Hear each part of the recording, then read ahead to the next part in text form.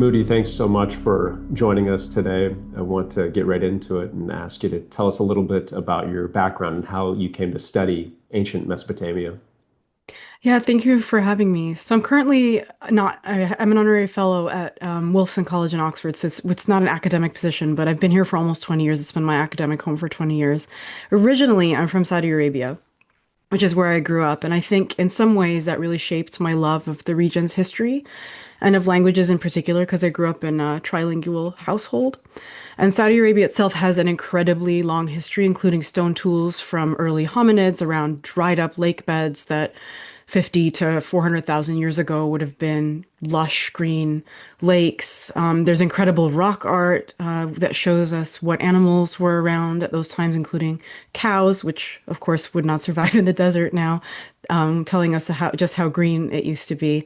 And actually, one of my favorite fun facts, the funness is perhaps debatable, but I think it's cool, is that the earliest depiction of dogs on leashes comes from the region where I'm from in Saudi Arabia, from a rock art site called Shuwaimis, which I just think is amazing. It's a hunting scene with dogs on leashes. Interesting. Um, and when we went out into the desert, we used to actually find what we thought were shark teeth, but were actually early stone tools that were shaped like sharp shark's teeth. Wow. So history was sort of all around me. But my path from finding shark teeth that were not shark teeth in the desert to becoming a full-time historian was actually pretty winding. I was supposed to go to law school due to various family pressures, which I'm sure is a familiar familiar story to many people. And I did the equivalent of a pre-law track. I did philosophy, but then I experienced a pretty big plot twist when I did a summer course in London on books in the ancient world. The first day was on cuneiform tablets. And I just completely fell in love. It was like leaving the fiance that my parents had chosen for the person I fell in love with. And to their now in retrospect, quite disproportional dismay. But I think it was the right thing for me because after coming into contact with cuneiform through this course, I immediately applied to a grad program. And I never looked back. So in a really roundabout and accidental and maybe even romantic and impulsive way, I ended up as a scholar of ancient Mesopotamia. That's amazing. Well, we're glad you're here. So, yeah, thank you. Let's get right into it and talk about the beginnings of ancient Mesopotamia. Can you give us an overview and kind of set the stage for us of what that scene would have looked like at the time? Yeah, so Mesopotamia, the kind of clue is really in the name. It's the name of the region between and around two major rivers, the Tigris and Euphrates, which run through what is now Iraq, Syria, and neighboring countries, including Turkey, which is actually where the river system begins. And these two rivers and the surrounding environment had really, really fertile soil, lush reed beds, that together with various innovations led to really successful farming around 3400 BCE. And that inspired other developments like the development of writing and the birth of cities. And that's just one way really to connect the dots between like agriculture, innovation, and writing in the region's really early history. So in Arabic, we say Bain al-Nahrain, which just means between two rivers, and Mesopotamia itself is the Greek word meaning between the rivers. So really, the rivers are pretty integral to our understanding of the place's history. But the main point is that Mesopotamia refers to a place, not a region, with this really quite specific kind of ecology that makes all of these incredible innovations possible eventually. One of the sort of elements of that I really love is that the silt left behind by the riverbeds becomes the clay that is the medium for their writing system. And a lot of their accounts of creation center on clay. So humanity is made out of clay, for example. So the kind of environment really shapes the technology as well as how people understand their own place in the world and their mythologies. But as a place, it was home to many civilizations and cultures. So, for example, the Sumerians in the really early periods around 3000 BCE, and then later the Assyrians and Babylonians, who may sound familiar to more people around 2000 BC onwards, and then the Persians, eventually the kind of Macedonian Greeks, Alexander the Great, and others. And these civilizations, particularly the early ones, developed some of the world's firsts, like the first writing, primarily the first written sciences, written literature, written histories, maybe even the earliest war memorial. And a common denominator shared by all of them was the cuneiform writing system, which was this writing system in clay. And it gets its name from the wedge shape of the characters. I'm probably saying it wrong, but the word for wedge in Latin is cuneus. I always joke that that's the only Latin word that I know, and that's basically a function of how when you impress into clay with a reed stylus, you Mhm. get these tiny triangles, and that cuneiform writing system was used for about 3,000 years. So that's about half of our written history as human beings, maybe more than that actually, is in cuneiform, which is just such an incredible time span. And there are hundreds of thousands of clay tablets that tell us about everything from how much beer cost in a particular period to, how a wife is writing to her husband and complaining that she's got too much to do. I mean, really, the whole, earliest diplomatic correspondence, just such incredible insights into people's lives, but in their own words. So it's a really interesting region with so many sources that can tell us about it. Interesting. Yeah. So it seems that the stage was set ecologically at very kind of a lot of vitality, watery, very different from what we see today. And that Mhm. from that, the origins of early villages and humanity start to kind of emerge. Maybe can you talk about some of these early small villages, such as Eridu on the edge of the river, and what that may have looked like? Yeah, so it's interesting because in the really early period, so I mean, there were settlements before this, but in the fourth millennium BCE, so in the 3000s BCE, in the early bit of that chunk of 1,000 years, there aren't that many settlements, at least as far as I know, that have been excavated in the region, and it is really marshy and wet and difficult to kind of manage this watery landscape. But there are some climate changes that happen and innovations that allow people to kind of control and manage water a bit better in the latter half of that 1,000 year period.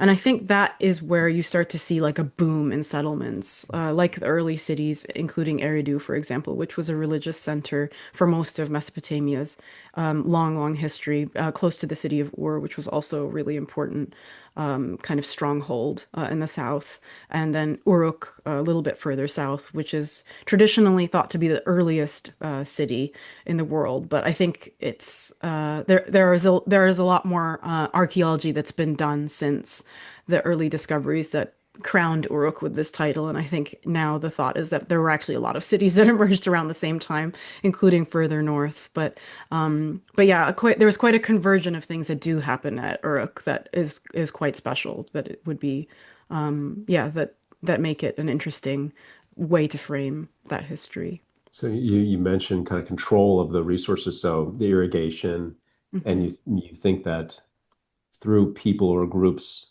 starting and attempting to control the irrigation, gaining control of those systems, they were then in control of the food sources in a way, and that starts to maybe develop that kind of stratification in society and power dynamic in society, which evolves and develops into social classes in the city. Yeah, absolutely. So I think what's so interesting is that the development of all this tech basically to manage water, including, as you said, irrigation technologies, but also things like canals that redirected water and that became almost like roads or highways, making it easy to get around and transport things that kind of drained the landscape just enough and enabled them to have a little bit more control over a pretty unpredictable water supply. It's sort of torrential rain or like really dry heat. There's no kind of in between. Exactly as you said, that ability to kind of manage the landscape a little bit better led to really successful agriculture. And that in turn meant that people were being attracted from other places to settle in cities. This is just one kind of way to account for it. But also, people could do other things. They weren't all wrapped up in food production because it was a lot more efficient and a lot more successful.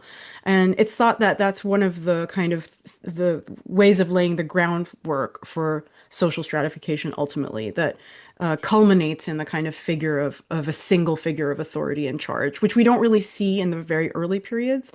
As far as I know, like in the earliest period of writing, around 3300, 3350 BCE, there seems to be no kind of references in the administrative texts to like a lord or a king or anything like that, even though some of the lists of words that they had may have had some kind of terminology for leadership.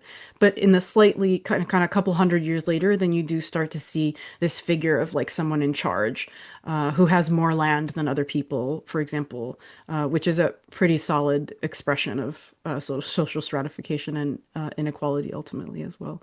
Sure, but possibly earlier it was more kind of egalitarian, people working together to, yeah, create a stable food source so that others were freed up to build. That seems like Yeah, what a lot of the efforts were dedicated towards.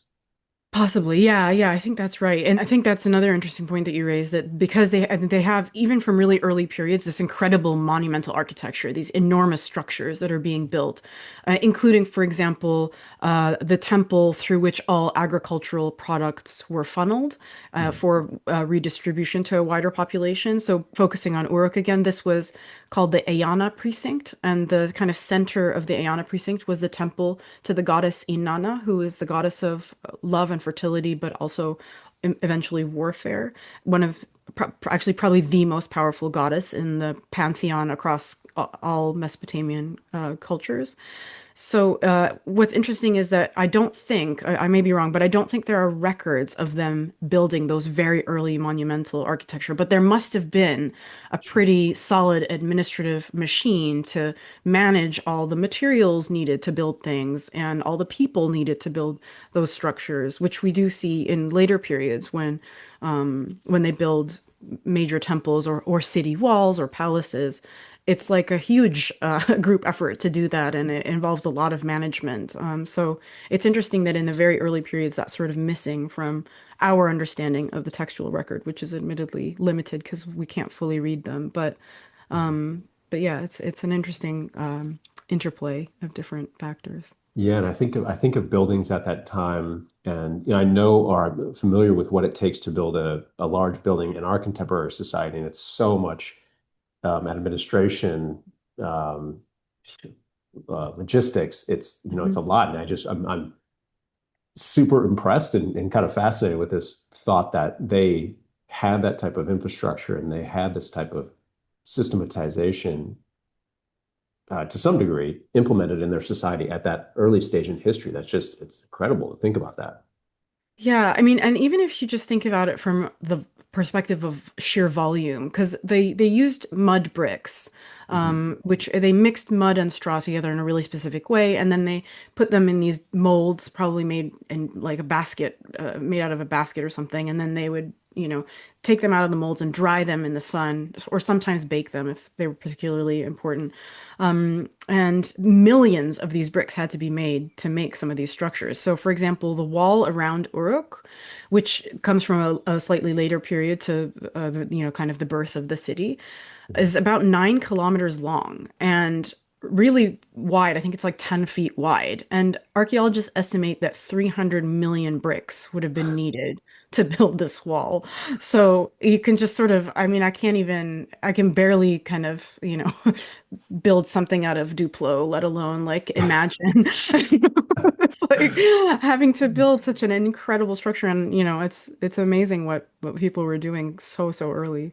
Yeah, yeah, I think it's we see maybe the remnants or the remains of the physical objects, Hmm. these buildings and mud bricks and things left, and we're thinking, wow, this is what is the most noteworthy piece of history remaining. But in a way, maybe one of the equally most impressive innovations at the time was that ability to manage that amount of people to get them to do that. And we don't obviously don't see that. We see the product of that. So we're fascinated with the architecture of the building, but that innovation to manage that group of people is equally, if not more impressive in my mind. Yeah, I totally agree. And I think, yeah, I mean, we get sort of glimpses of it in the later texts, and some of them are actually quite entertaining to read. Um, so because bricks were produced in such numbers, basically anyone could get roped into making bricks, including someone who was like a trained astronomer, for example. Okay. In the first millennium BCE, you see references to this in letters back and forth to Assyrian governors and kings, trying to desperately manage the building of things and the making of bricks. And there's this lovely series of letters about a shepherd. I forget his name, but essentially he was trying to get away from the task of providing straw to make bricks. And he had eventually done, he'd eventually stolen something, I can't remember, and he was hiding in a temple. And the person who was going after him was like, "We don't actually care that you stole this thing. Just please help us make these bricks. Like, we just need these bricks to be made. And you are the straw person." So it's just, you can see the sort of desperation Yeah. sometimes in getting people to do this work, and just the sheer numbers involved and the calculations involved.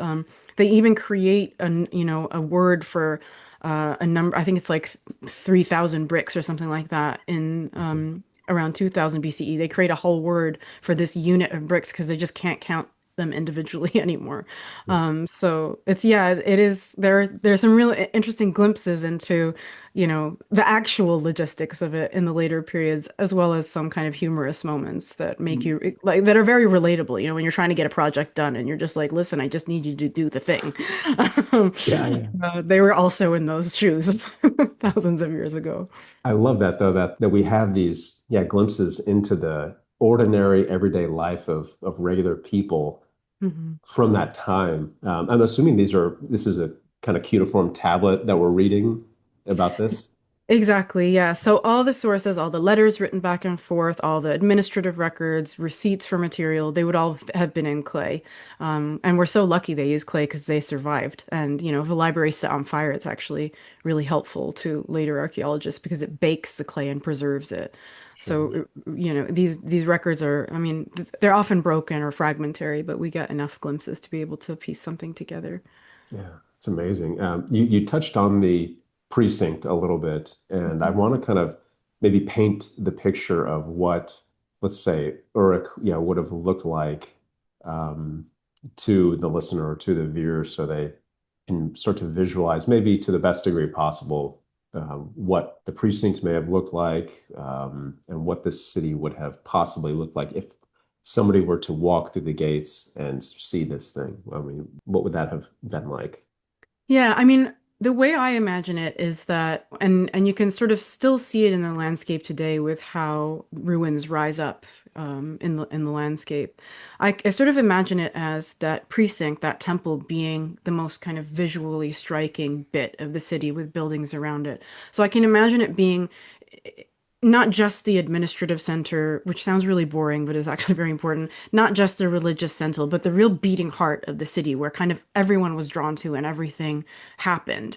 But in its shadows is, there are also, many buildings that can tell us a lot about what life might have been like. I mean, something as simple as how wide a road is can tell us, oh, well, how many donkeys might have fit? Would they have been crossing each other, or is this a one-way thing? Is it just for people?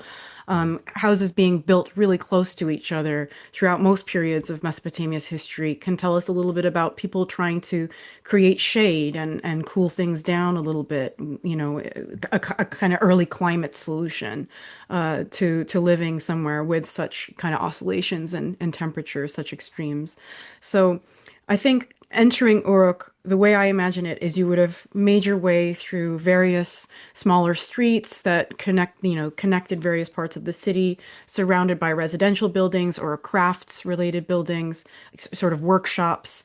And it would have probably been really quite loud. It might have not smelled amazing, because I'm not sure what the drainage would have been like or what they did with their how they kept their animals throughout, sort of quite easy to imagine the kind of chaos of it all. But then this giant temple rising, that would have been quite impactful, and maybe even as part of the ideology or the economic safety net that drew people into that area that turned Uruk from a settlement to what we might consider a city, like a more densely populated settlement where there is infrastructure to meet the demands of that dense population. There is kind of everything you need is in that city. You don't have to go anywhere else to get it. So I think, yeah, I love to imagine what it might have been like. But the other interesting about Uruk is that it was continuously inhabited for thousands of years. So Okay. you sort of have these squished layers of different versions of the city for each of these main periods of occupation or habitation. And even in the later periods, you get these monumental temples that were built under the Seleucids, for example, in the 100s BCE, and the Parthians. They were continuing to build on what came before them and sort of squishing the layers beneath with every new era. And you have these layer cakes of archaeology where you get the different versions of the cities. So someone entering Uruk in 3400 BCE or 3000 BCE would have met a very different site to someone doing it in 500 BCE. Yeah, that's interesting that you bring that up. I remember reading about the many layers of stratification of the tells. I think that's what they're called, yeah. Absolutely. And that they were quite rapid, it seems like, or there were many on top of each other. Do we know why they went through this kind of cycle of build, rebuild, build, rebuild?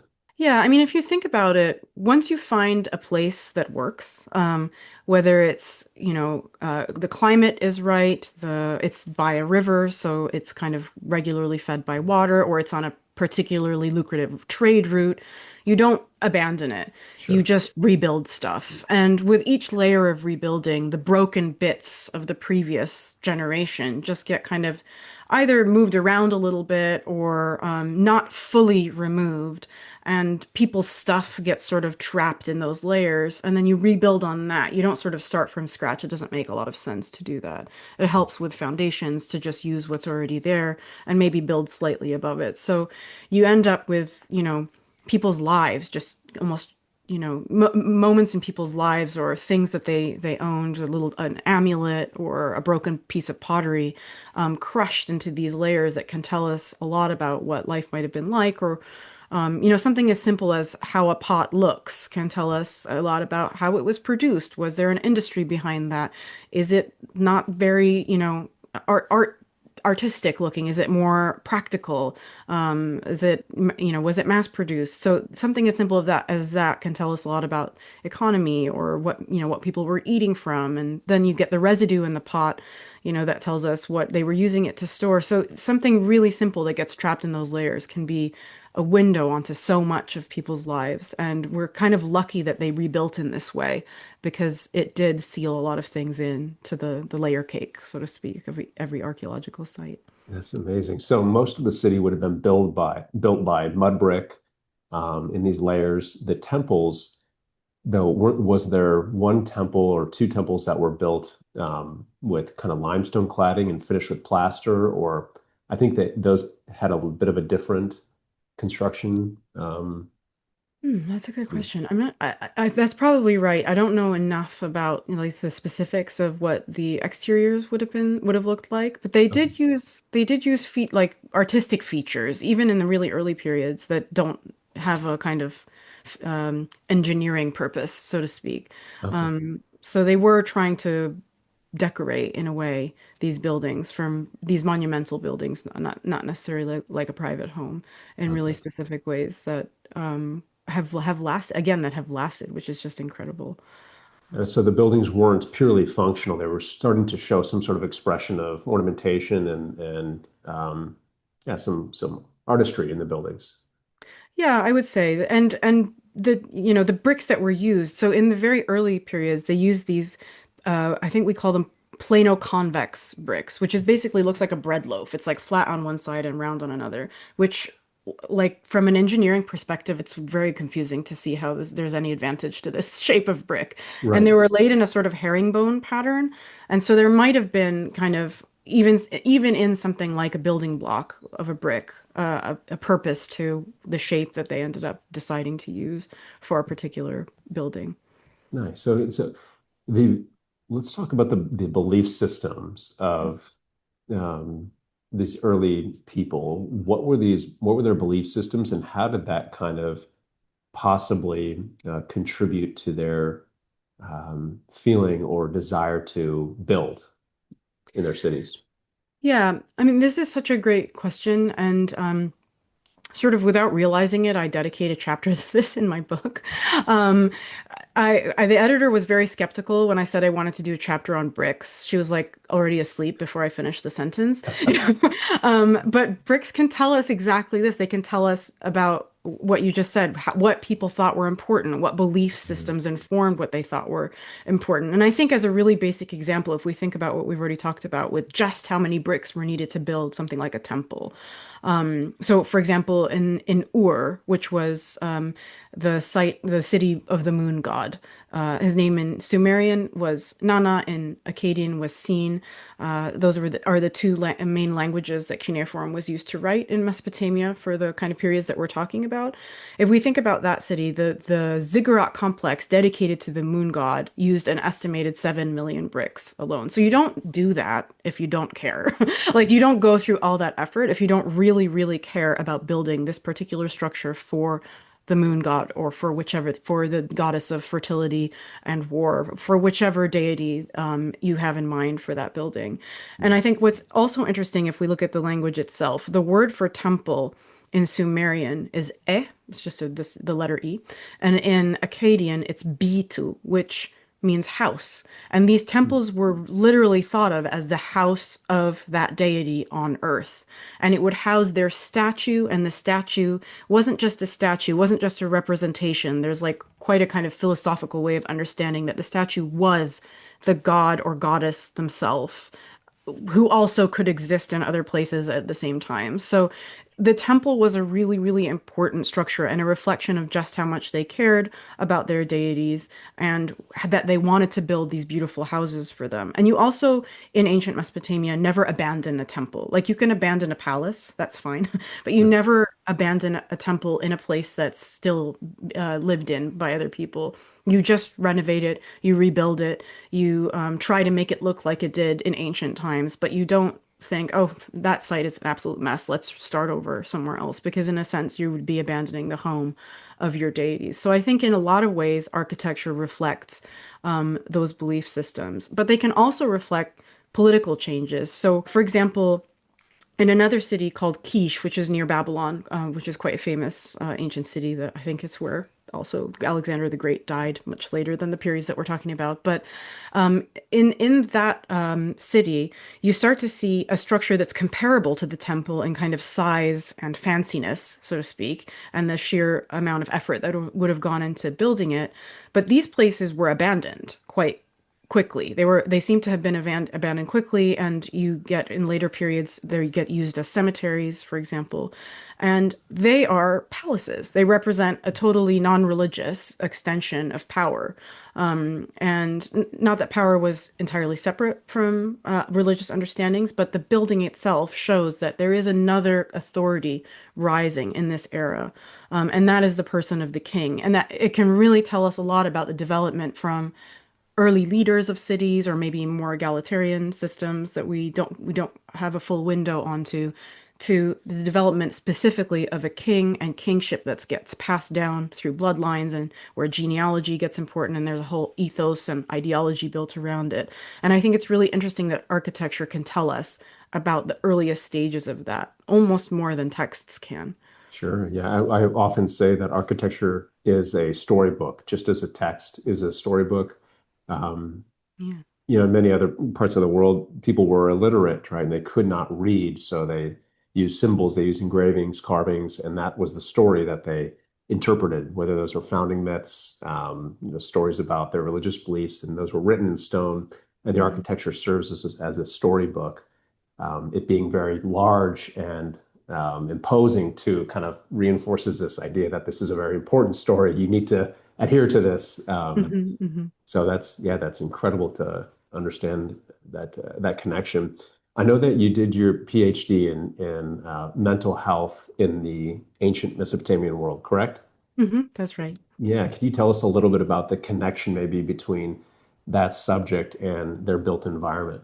Yeah, I think that's a great question because my first thoughts went to today and how our built environment affects our mental health today, but we'll maybe talk about that a little bit later. Yeah. And I don't know exactly how to answer it in terms of the connection between sort of architecture and mental health. But one way maybe into that would be that when you start to have cities and you start to have these densely populated areas and the need for infrastructure and services to meet the demands of that population, one of those things is medicine, right? You can't, you have to have some kind of structured medical culture to deal with something that everybody has to deal with at some point in their life.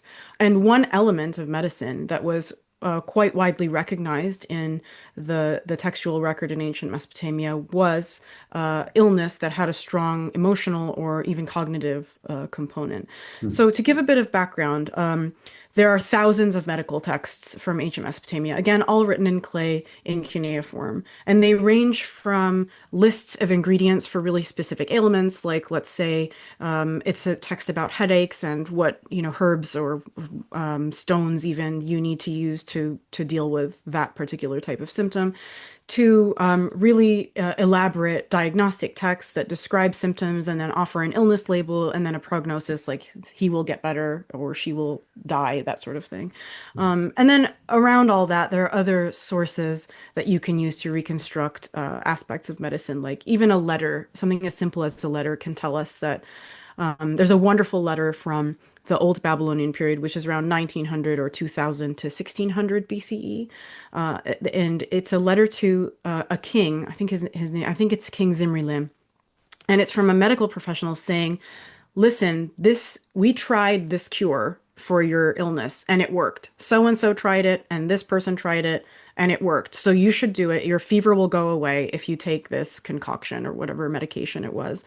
So even something as ostensibly boring as a letter can tell us that they did some experimentation and that they, created medical cures alongside other strategies for dealing with illness, like addressing a kind of more remote cause, like a deity is angry with you, or some demon has decided to just ruin your life for one reason or another. So there was a really organized medical culture, and a big part of that was mental health. And they have descriptions of what I take to be close to our experiences of anxiety with a lowercase a, not trying to equate one with the other. And there's an interesting term that you see in medical texts, which in Akkadian is chip libi, which translates literally to something like breaking of the heart. Hmm. And it's often used alongside symptoms like being fearful or losing your appetite or not being able to sleep, which may sound familiar to people, certainly quite familiar to me. I have to give a talk later this week, and I joke that I've been having anxiety dreams about it since last week. I think we've all sort of been there. But what I love about this term is that I think it captures a kind of physical element as well, which is that we sometimes feel our anxiety and our fear in our torso, in our chest, that feeling, that crushing sensation or that fluttery sensation, depending on where on the kind of nervousness spectrum that feeling might be. And they also addressed a host of other mental symptoms, again, with a lowercase d, depression or depressed states. They describe the heart as being low, and they have a bunch of terminology for describing someone just feeling sad, but sad enough that it required medical attention. So this is like a valid experience that requires medical attention. And then again, things like sleeplessness or forgetting, just not being able to pay attention, forgetting what you're saying, as well as cognitive problems that, mirrored in problems with speech, sudden changes in speech, for example, that would be probably closer to a stroke, but can also maybe reflect other conditions that could have an emotional or mental component. So there's a really rich medical corpus, and an interesting part of that is how they dealt with mental health. And I don't know that they would have come up with all that without being together and needing that medical system to be written down in some way and formalized with medical professionals and text that you can turn to, not the average person, but a medical professional could turn to and say, okay, you have this, let's take it, let's do this treatment for it. Sure, sure. So do we know if they had maybe small buildings dedicated to serving people and helping them through these ailments? Yeah, absolutely. There were healing temples, so it's not 100% clear what happened in those temples, like what kind of level of healing or medical attention a person might have received there. But there were Hmm. several actually goddesses of healing. The most kind of famous and later primary one, her name is Gula, and interestingly, she's associated with dogs. Sorry, this is a bit of a tangent because I'm obsessed with dogs. Um, and there's a temple to her at Isin, or to the healing goddess, which she may have had a different name at the time. It's from around 1000 BCE.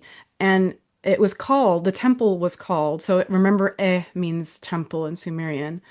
Urgi means dog, and Ra is just a grammatical thing. So it's called the Urgi Ra, so the dog temple, or even the dog house, if you want to be more literal about it. And there are figurines of dogs that are found there, and there are, figurines of the goddess with her dog, her attribute animal. She's often depicted with a dog at her feet.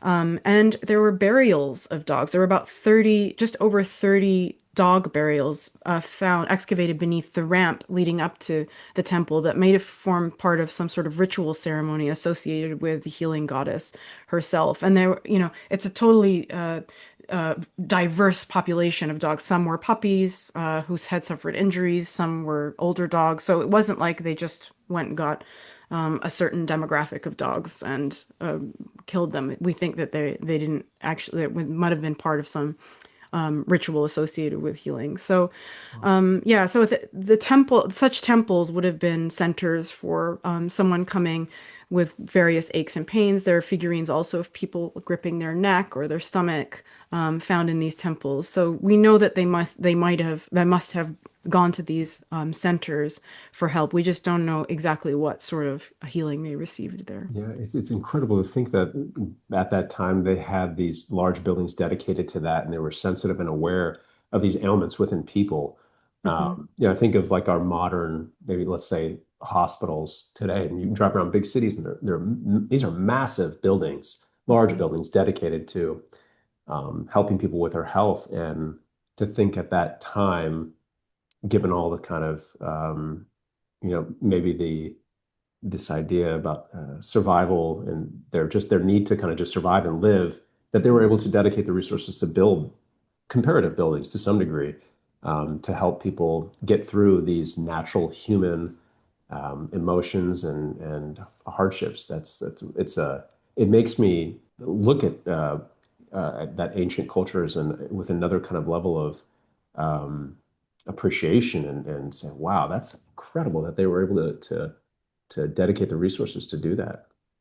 Yeah, absolutely. And that they did have such a sophisticated way of dealing with medical problems because, illness is terrifying, Yeah. especially, back then when there were no things like antibiotics or, even a painkiller would have been really helpful, I'm sure, in certain contexts. Yeah. So, yeah, mortality was really high for younger people, for more vulnerable members of the population as well. So I can also imagine being around people who were sick or a child or a baby who was sick must have been absolutely terrifying. So to know there was somewhere you could go, Yeah. however, effective the treatment might be is not really for us to know or decide, but that they had somewhere that they could go, that there were medical professionals they could turn to, I think is really it's amazing and Yeah. really speaks to what they thought was important enough to kind of formalize Yeah. as I want to go back to this idea of kind of the belief systems well. that may have been at the foundation of the civilization's will to build their desire to create cities. Mhm. I'd like to ask, in our contemporary city, if you can, what do you think are the kind of stories and belief systems that underlie our contemporary cities? Cities are built in so many different ways, and I've lived in very different cities. I grew up in Riyadh, Saudi Arabia, which is humongous. I lived in New York, which is humongous in a totally different way, and really organized as well in a way that where I grew up was not. Um, and now I live in a very walkable city where we mostly walk everywhere, or we take the bus, and it's just quite easy to get around. And I would say there. I think there are parallels with Mesopotamia that I find moving or informative, like how prominent buildings can serve, public functions, even something boring like administrative things, like where do you go to get a driver's license or get your passport renewed, or other boring things that we all need, unfortunately.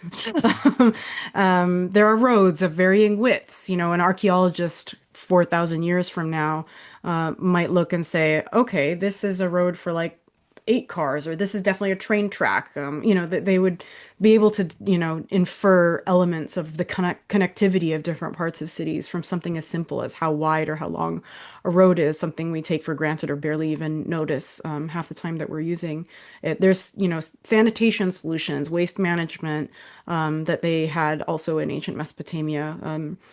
So I think the ultimate belief system is that we need to be able to live together safely amongst each other and access basic needs. But I think there are also lots of ways that cities don't serve us. Not all cities, but again, some cities, and actually maybe even make us unwell. So, noise pollution, for example, I think there's been quite a lot of research done on how it can lead to or is correlated with premature death. I think it's over 10,000 in Europe, for example, every Wow. year.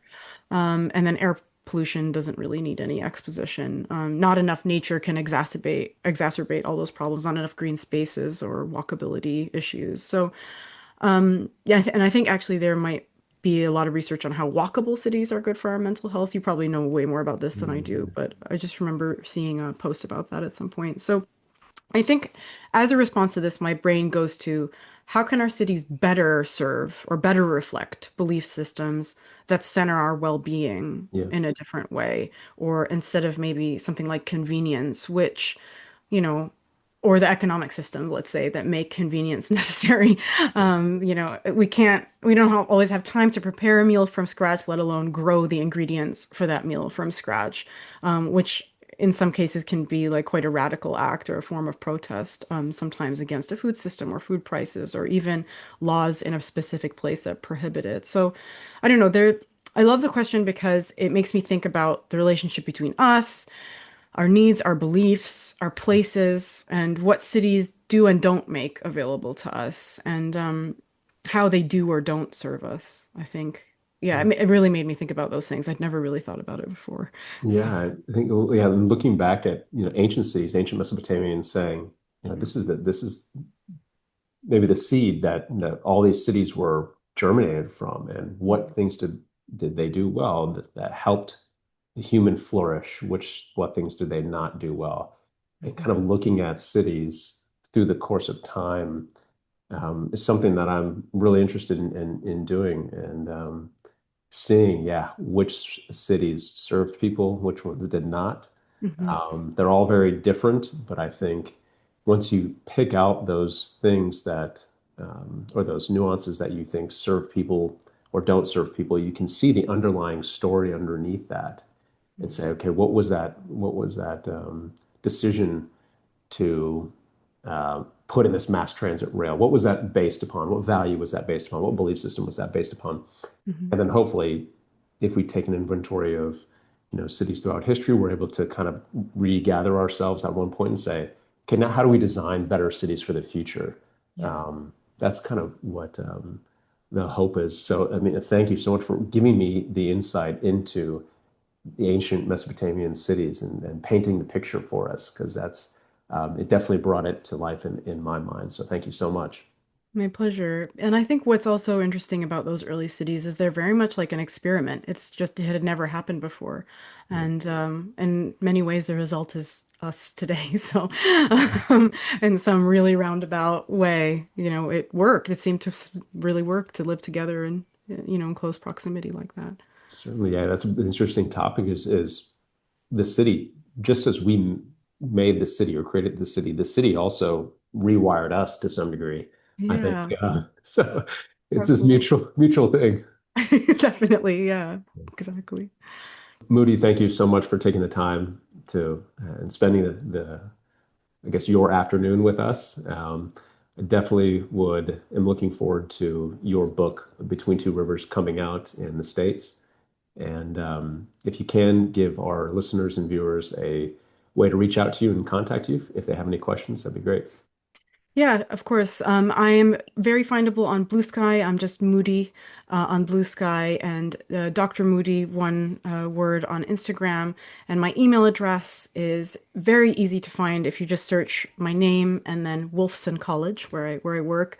It's moody.alrashid at wolfson.ac.ox.uk. It's very clunky to say out loud, but much easier to Google. And please do reach out. Any questions, anything you're particularly interested, I'm always happy to answer questions. Amazing. Thank you so much. My pleasure. Thank you so much for having me.